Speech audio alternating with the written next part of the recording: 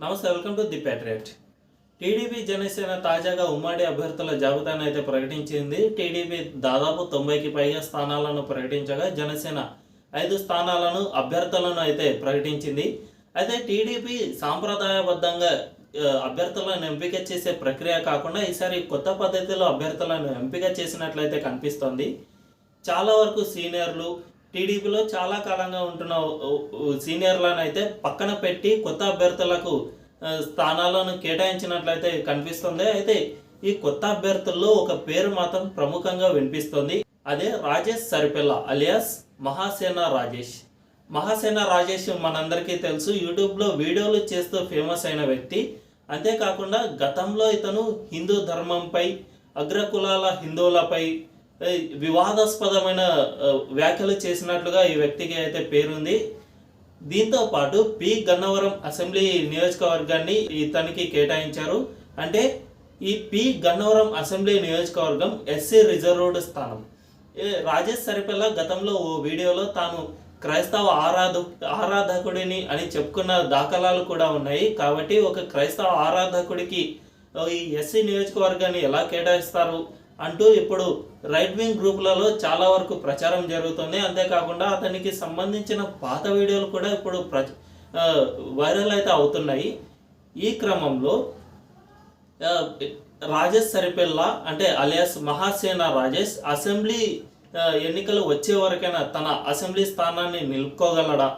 BJP ఈ పొత్తులో enter అయితే ఈ రాజేష్ మహాసేనకు కేటాయించిన గన్నవరం అసెంబ్లీ స్థానం బీజేపీకి కేటాయించే అవకాశం ఏమైనా ఉందా అనే విషయాన్ని అయితే ఈ వీడియోలో తెలుసుకుందాం.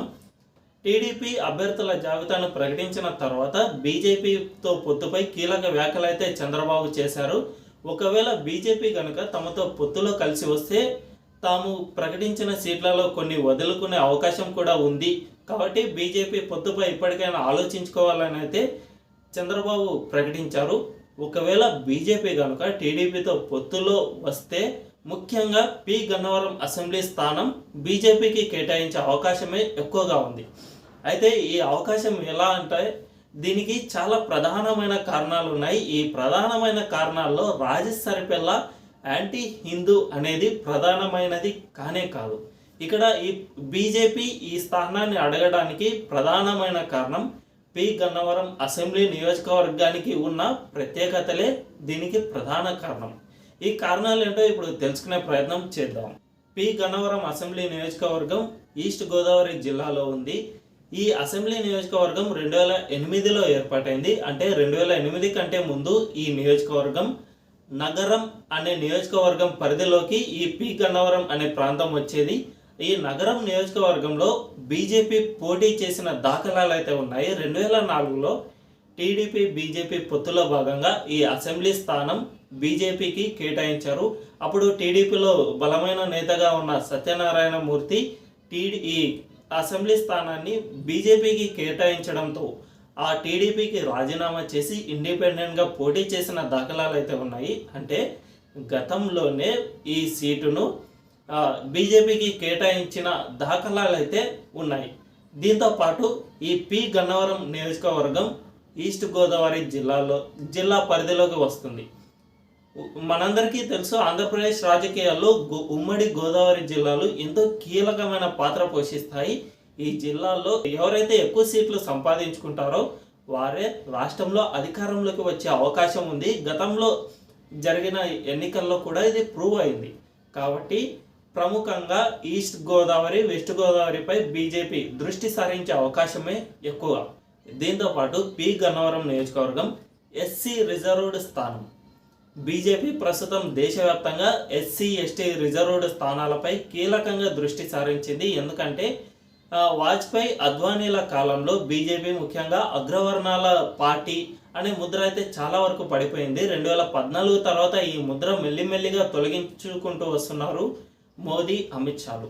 ఇందులో భాగంగానే బీజేపీ అధికారంలోకి వచ్చిన తర్వాత మొదటిసారిగా రాష్ట్రపతిని ఎంపిక చేసే అవకాశం వచ్చినప్పుడు ఎస్సీ అయిన రామ్నాథ్ కోవింద్ను, తర్వాతసారి రాష్ట్రపతి ఎంపిక చేసే అవకాశం వచ్చినప్పుడు ఎస్టీ అయిన ద్రౌపది ముర్మును రాష్ట్రపతికి ఎంపిక చేశారు. వారు రాష్ట్రపతిగా చేశారు. కాబట్టి బీజేపీ తనపై ఉన్న అగ్రవర్ణాల ముద్రను తొలగించుకోవడానికి చాలా వరకు కృషి చేస్తుంది. ఇందులో భాగంగానే దక్షిణాదిన ముఖ్యంగా ఎస్సీ స్థానాలపై గురి పెట్టినట్లు తెలుస్తుంది. కాబట్టి పి గన్నవరం అసెంబ్లీ స్థానం కూడా ఎస్సీ రిజర్వ్డ్ స్థానం. కాబట్టి ఈ అసెంబ్లీ నియోజకవర్గానికి చాలా వరకు ప్రత్యేకతలు ఉన్నాయి. ఒకటి ఎస్సీ రిజర్వ్డ్ స్థానం, అంతేకాకుండా ఈస్ట్ గోదావరి జిల్లాలో ఉన్న అసెంబ్లీ నియోజకవర్గం. దీంతో పాటు గతంలో బీజేపీ పోటీ చేసిన దాఖలాలు ఉండటం వలన దీన్ని ప్రధానంగా బీజేపీ తనకు కేటాయించమని అడిగే అవకాశం ఎక్కువగా ఉంది. చాలా పత్రికల్లో కూడా బీజేపీ అడిగే స్థానాల్లో ఎక్కువగా పి గన్నవరం అసెంబ్లీ స్థానం కూడా ఉంది, ఈ స్థానాన్ని అడిగే అవకాశం ఎక్కువగా ఉంది అని పత్రికలు కూడా రాస్తూ వస్తున్నాయి. దీనంతటికీ కారణం ఆ అసెంబ్లీ స్థానానికి ఉన్న ప్రత్యేకతలే.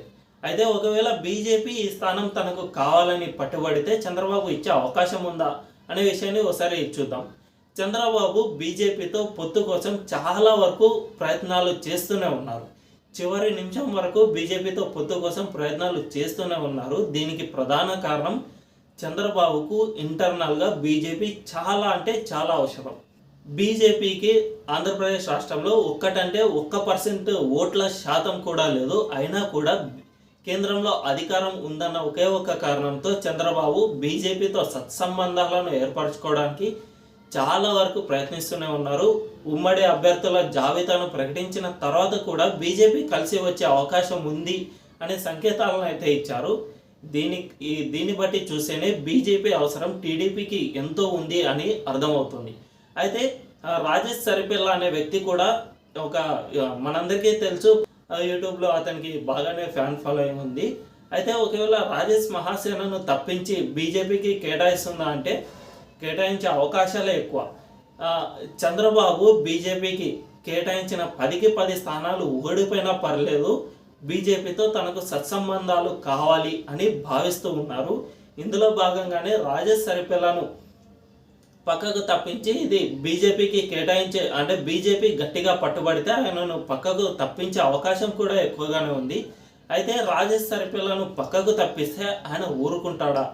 ధర్నాలు, రాస్తారోకోలు, అతనుకున్న ఫ్యాన్ ఫాలోయింగ్తో ఇవన్నీ చేసే అవకాశం లేదా అంటే చివరి అంకంలో రాజేష్ సరిపిల్ల కూడా సైలెంట్ అయ్యే అవకాశాలే ఎక్కువ. ఎందుకంటే రాజేష్ సరిపిల్ల గతంలో వైసీపీ తరపున ఎంపీ సీటును బాగానే ప్రయత్నించారు, కానీ వైసీపీ అతన్ని పట్టించుకున్న పావన పోలేదు.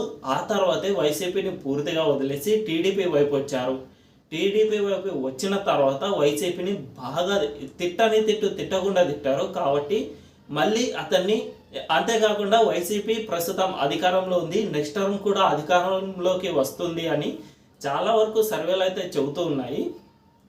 ఈ క్రమంలో రాజేష్ సరిపిల్లను మళ్ళీ వైసీపీలోకి తీసుకుని ప్రత్యేకంగా ఎమ్మెల్యే కానీ ఎంపీ సీటు కానీ కేటాయించే అవకాశం అయితే చాలా వరకు లేదు. కాబట్టి రాజేష్ సరిపిల్లకు ఉన్న ఒకే ఒక అవకాశం టీడీపీ కనుక ఈ అభ్యర్థిత్వాన్ని లాగేసుకున్న నెక్స్ట్ టర్మ్ ఏదో ఒక పదవి ఇస్తాను, ఏదో చిన్న నామినేటెడ్ పోస్ట్ ఇస్తాను అని నచ్చజెప్పి రాజేష్ సరిపిల్లను సైలెంట్ చేసే అవకాశాలు కూడా ఉన్నాయి. కాబట్టి రాజేష్ సరిపిల్లకు ప్రస్తుతం అభ్యర్థిత్వం అయితే దక్కింది, కానీ ఇది అసెంబ్లీ ఎన్నికలు జరిగే వరకు నిలబడుతుందా లేదా అన్నది ప్రధానమైన ప్రశ్న.